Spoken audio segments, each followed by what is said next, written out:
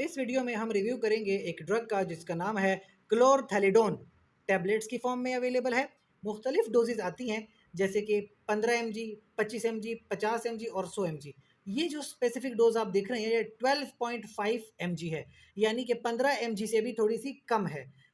Mainly use होती है hypertension में, यानी कि हाई ब्लड प्रेशर में इस्तेमाल की जाने वाली ड्रग है। वैसे जो डोज है ना, सादा सी यानी सिंपल डोज में 12.5 से 25 mg तक डोज इस्तेमाल हो सकती है नॉर्मली। अगर तो ब्लड प्रेशर कंट्रोल नहीं होता तो 50 mg तक डोज जा सकती है, और मैक्सिमम मैक्सिमम अगर जाना चाहें तो 100 mg पर डोज है। इससे ज़्यादा डोज इस्तेमाल नहीं करते पर डे। नॉर्मली हाइपरटेंशन है, लेकिन अक्सर लोगों को एडिमा भी हो जाता है, यानी कि जो फ्लूइड्स है ना वो आपके टिश्यूज़ में आ जाते हैं।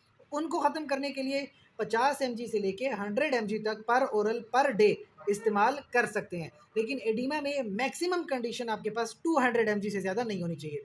हार्ट फेलियर, अब हार्ट फेलियर में 12.5 से लेकर 25 mg तक की डोज रख सकते हैं। ज़्यादा डोज नहीं रख सकते क्योंकि इसके हार्ट के ऊपर बड़े एडवर्स इफेक्ट भी आते हैं, और कभी भी 100 mg पर डे से डोज नहीं इंक्रीज करनी होती।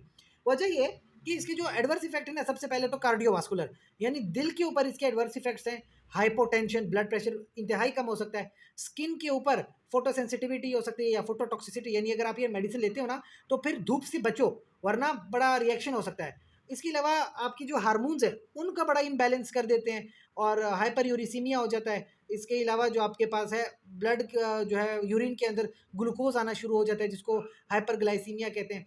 ब्लड के अंदर भी ब्लड ग्लूकोज लेवल इंक्रीज हो जाते हैं।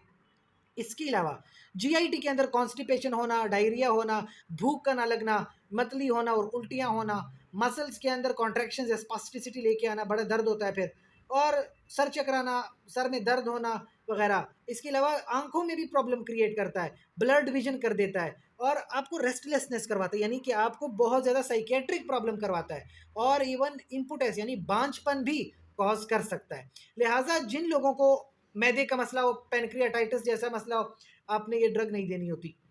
दिल का मसला, कार्डियक डिसरिथमिया वगैरह इसके साथ हो सकते हैं, तो गुरेज करें अगर दिल का कोई मसला हो भी रहा है।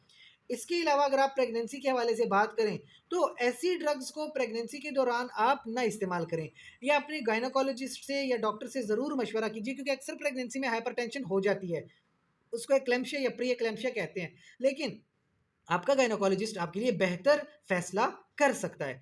इसके अलावा अगर क्लोरथैलिडोन के बारे में कोई भी क्वेश्चन हो तो कमेंट सेक्शन में पूछ सकते हैं। साथ ही चैनल को लाइक करें, कमेंट करें, शेयर करें और सब्सक्राइब करें। शुक्रिया।